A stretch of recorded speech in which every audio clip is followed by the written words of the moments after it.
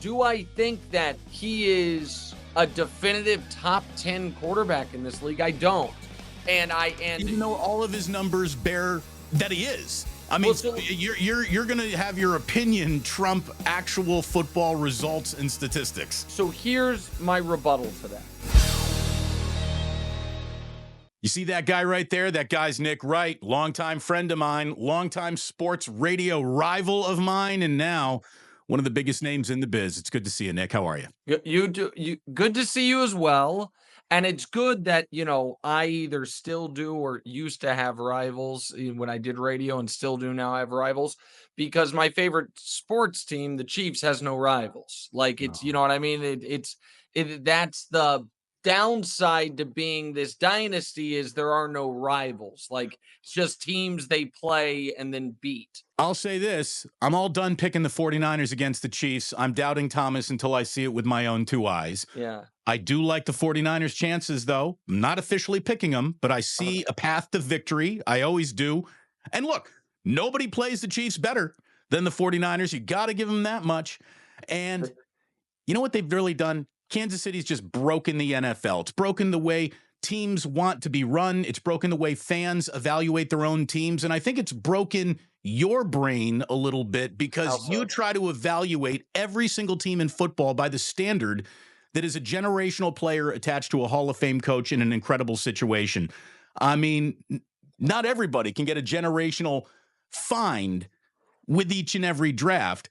And that brings me to Brock Purdy. Okay. Because Brock Purdy might not be Patrick Mahomes, but he is so fucking good at what he does, Nick, and you know it. I think you're starting to come around on it. I've seen a little contrition in some Brock Purdy evaluations. Well, listen, I'm fair. Listen, when he plays well, I say he plays well. When he plays poorly, I say he plays poorly. I think it is very consistent to hold these opinions that he has certainly exceeded anyone's realistic expectations as, forget being a 7th round pick, being anything other than a 1st round pick. He has already exceeded those expectations. Yes, he is more escapable and sneaky athletic than I thought even a year ago. Yes, starting last year, he stopped being his first year kind of dink and dunk guy. Starting last year, he pushed the ball down the field, and this year he's done that even more so. All that is true, while also believing, and so he's like the 14th, 15th, 16th best quarterback in football. Do I believe that? I do. And do I think it is absolutely reasonable to have the cloud of Jimmy Garoppolo looming large when a player who Jimmy never played to this level?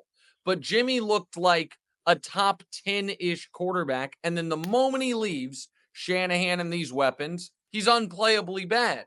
So does that give me a little concern? And do I think that if you had, I don't know where people rank Kirk Cousins and Jared Goff, but do I think the Niners would get an upgrade at quarterback with either one of those two guys? I do. And those are guys to me that are in that kind of meaty middle. So I think all of those things are consistent. I know people, hate the opinion, but it's just, it's from watching him play. He's impressed me. He has exceeded my expectations. But do I think he is, to bring it to the Kevin Durant conversation, a bus driver for this team? No. Do I think he's more trailer than tractor? Yes. And do I have real concerns about what he would look like without this, King's riches of weapons? Sure, of course. But wait a minute. Okay, so the King's riches has not been around him. He's lost the offensive player of the year. The reigning offensive player of the year hasn't played a snap and he yet. hasn't been as good. Ayuk. And he hasn't been as good. He's better than he's ever been. Oh, I don't. Brock Purdy is better than he's ever been right now. He is attacking more downfield than ever. He is getting less yak yards than ever before. As a matter of fact, the 49ers are now dead last in the NFL in that category. He is delivering more air yardage per pass. His start to his career, Nick, the start that you've been wavering on, is nothing short of the highest rating of any quarterback has ever had through his first 25, 26 games. I mean, he 100%. Is on a historical pace of excellence, and I really feel that you're still using some draftism against him. Well, yeah, Had he looked like Trevor Lawrence and had that flowing hair, oh my God, you would be just so go. I'm 100% using some draftism against him, but I don't think that's unreasonable. So like I think there's this logic which is if he were a first round pick, you would feel differently about him. And I say yes, of course. And people think that that is well that proves then your opinion on it's invalid. And my take is the reason he wasn't a first round pick is some of these measurables that I think are limiting for him. I do think arm strength, I do think size are things that prevented him from being a higher drafted player that do color how I view him as a player. And I don't think he's playing better than last year. I don't think the Niners offense is as good as last year. Now, he is increasing the dynamic plays down the field, and I'll give him credit for that. But he's also increasing the mistakes.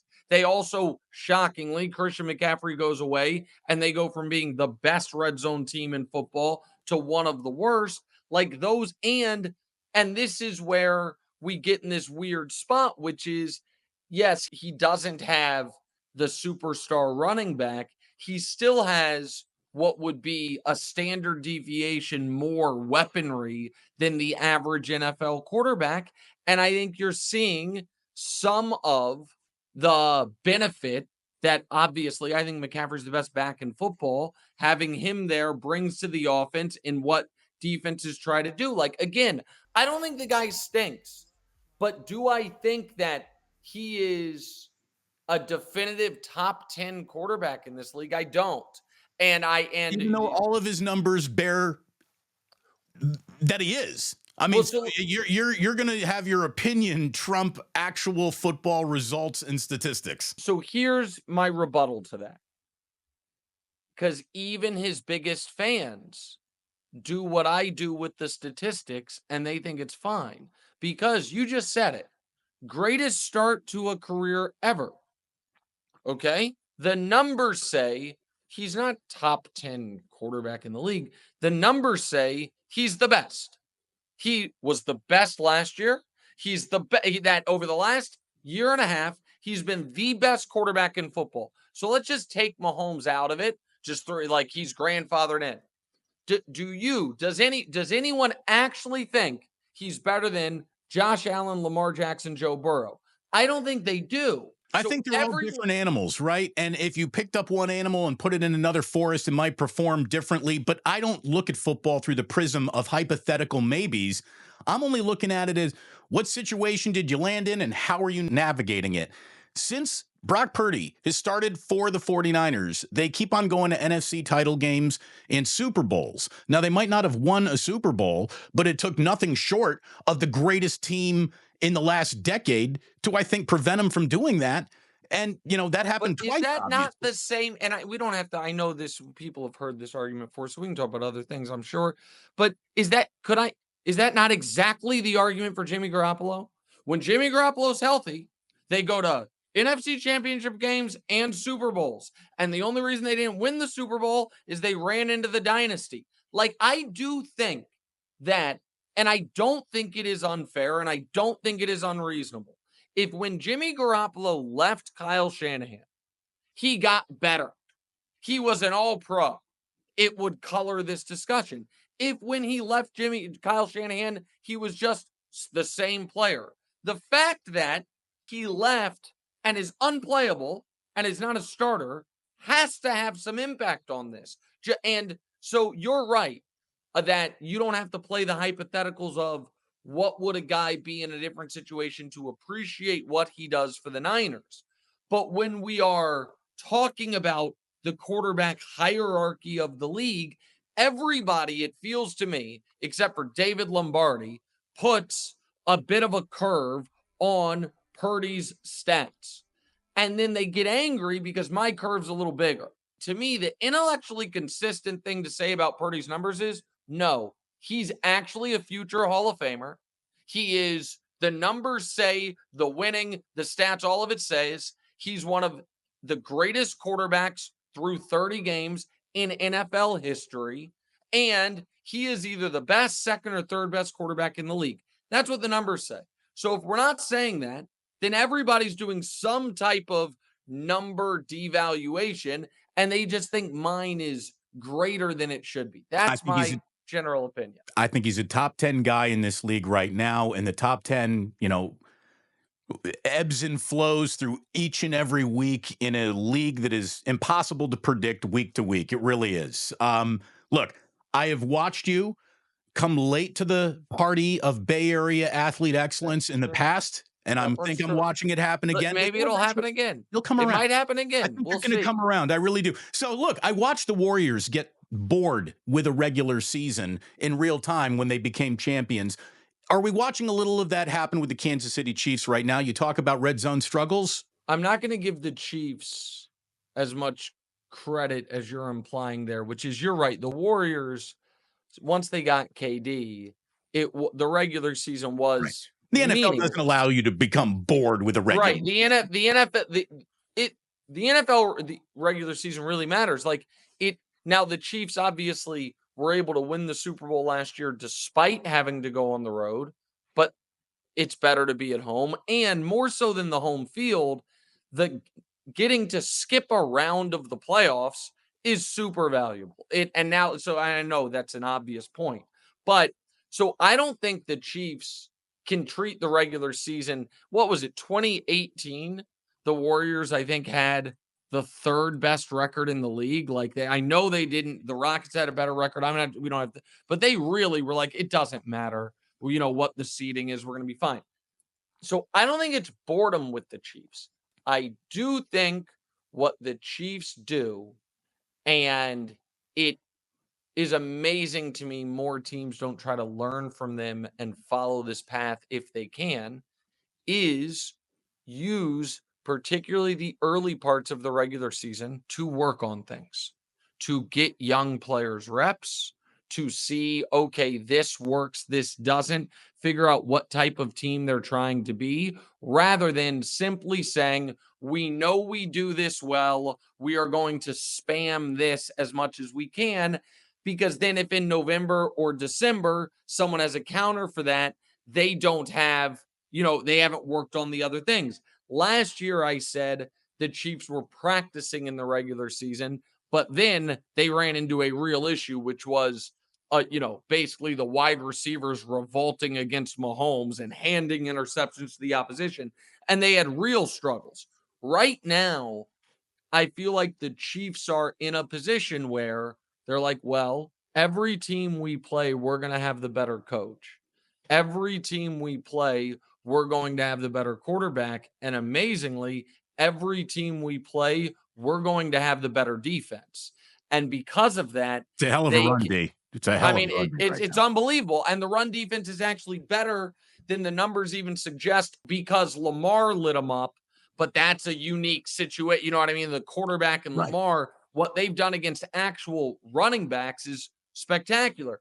And so I think that they can experiment, try, and work on more things in games and other teams. The thing that is weird about them is they never have just the random blowout victory.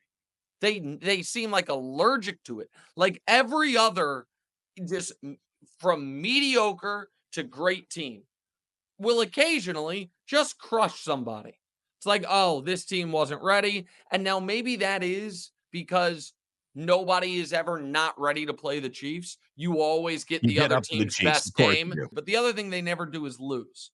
So that's, they're a flawed, undefeated team, which as long as you have that word undefeated, it sort of covers up the flaws. It is amazing, though. The Mahomes, I think, has gone over 300 yards only once this year. He hasn't seen 3 touchdowns yet in a game. He's thrown a pick at least one in every game. I mean, these are things that if Brock Purdy were doing it, you'd have to break in live to Fox, radio. No, that's true. 2 years ago when the Chiefs won the Super Bowl, I said, oh, man, the Chiefs just won a Super Bowl with the worst team they're going to have for the next 5 years when they had first traded away Tyreek.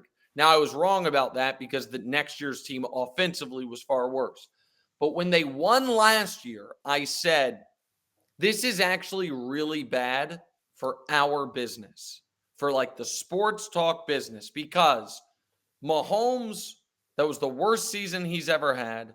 The Chiefs' offense looked legitimately broken at times. They had the hardest path by DVOA in NFL history.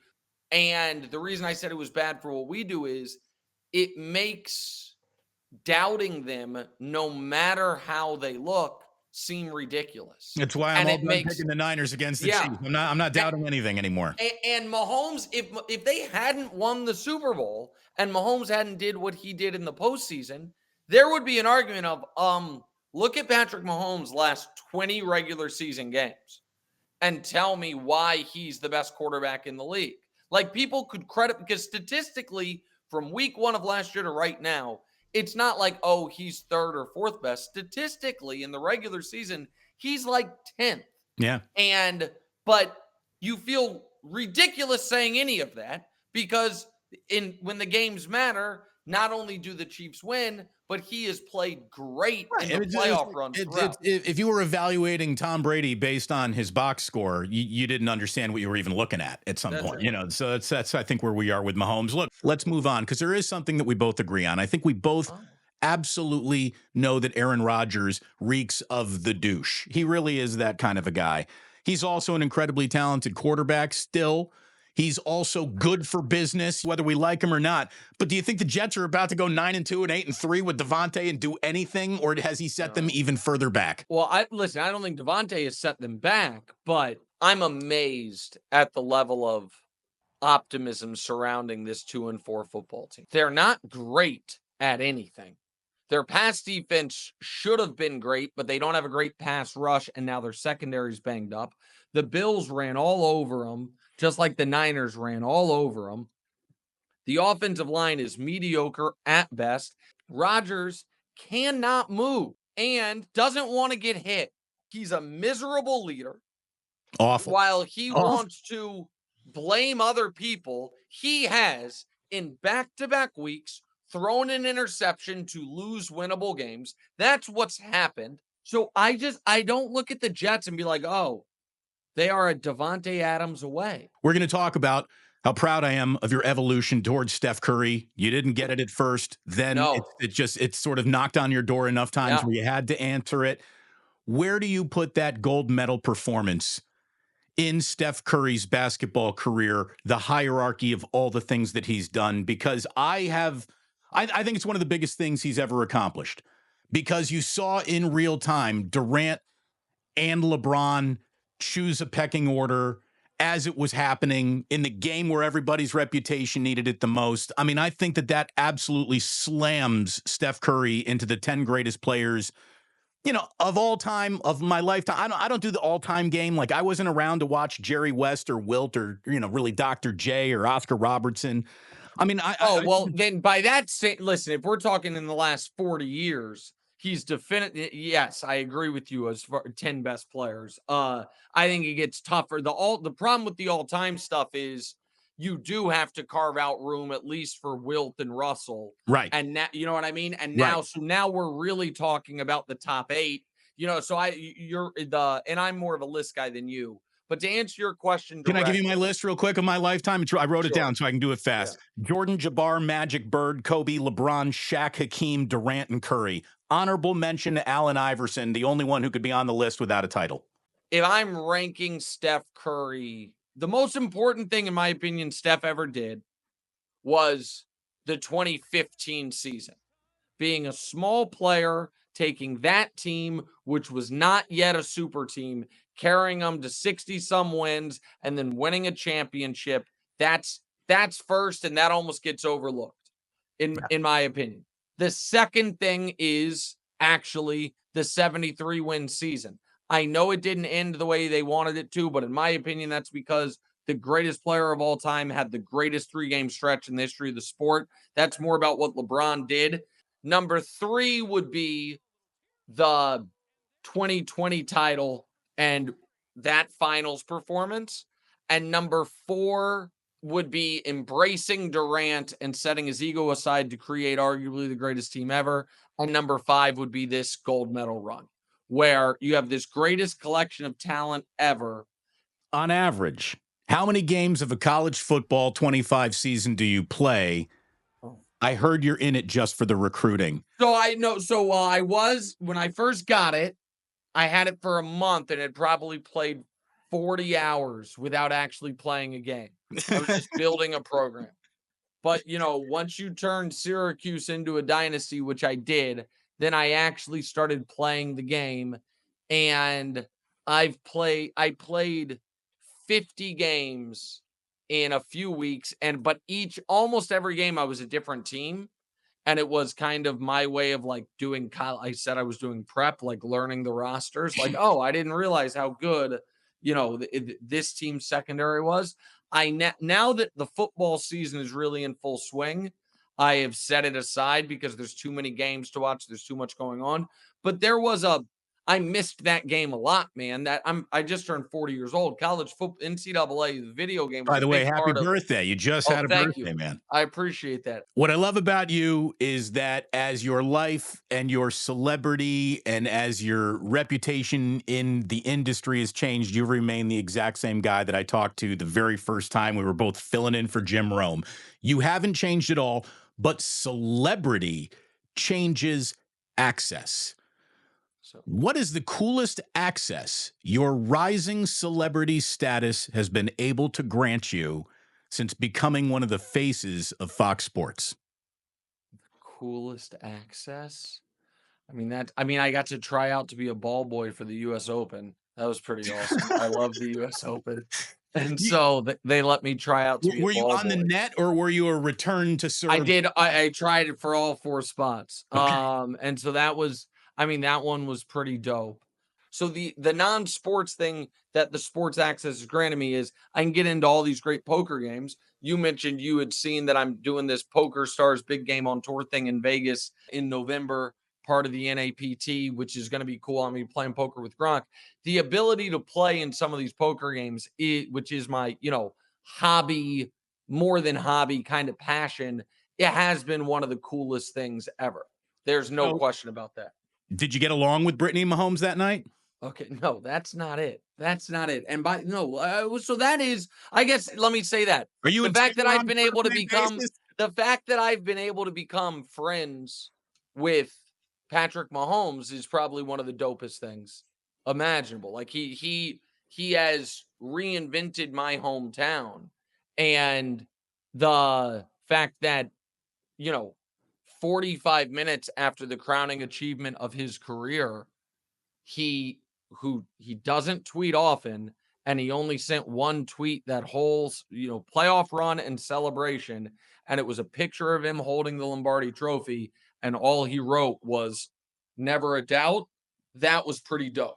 So that was about as good as it gets. The I kind of made that the theme of last year's Chiefs season, and within an hour of them winning the Super Bowl, Mahomes tweets out never a doubt as a little hat tip my way. That's probably about as cool as it gets. Do you appreciate the hate you get back from fans who can't stand you as much as the love you get from your most ardent supporters? Uh no and no, because so I don't think this is a longer conversation. This would be a good podcast. We could do it one day. I don't think human beings are equipped to deal with um the level of critique and uh There's venom out there, man. venom that can be delivered directly to your eyeballs via social media. We maybe one day we will be, but it's so new. I know there's a lot of people out there that really don't like me, but in order for me to really know, you got to find me. You got to be like, that's Nick Wright, you suck. And so now the downside of that is I'm sure there are some really nice things people say that I don't see, but it just for my own sanity, I don't want to see it. And B, I do think, and I think you see it sometimes in our business, people will adjust what they say or how they say or opinions based on, oh, the last time I said this, I got all this applause. And the last time I said this, I got all this hate. So let me do more of this and less of that. So I do my best to steer clear of all of it. Well, you're great at what you do. No doubt about it, brother. Always You're the great best, to brother. talk to you. Thank you very I much for coming on. appreciate you. You and I will talk again soon. And I think the Niners, after they lose to the Chiefs, are going to go on a bit of a run. I think they fall to 3-4, get a little healthier. I don't know. Maybe they bring in Bobby Saleh as a little defensive consultant to help shore up that defense. I like that. But I love you, Damon. And I love the Plus. I'll talk to you later. See you. You're the man, Nick. Thank you. Thanks for watching. Tune into the Damon Bruce Show live on YouTube every weekday at 2 p.m. Eastern, 11 a.m. Pacific.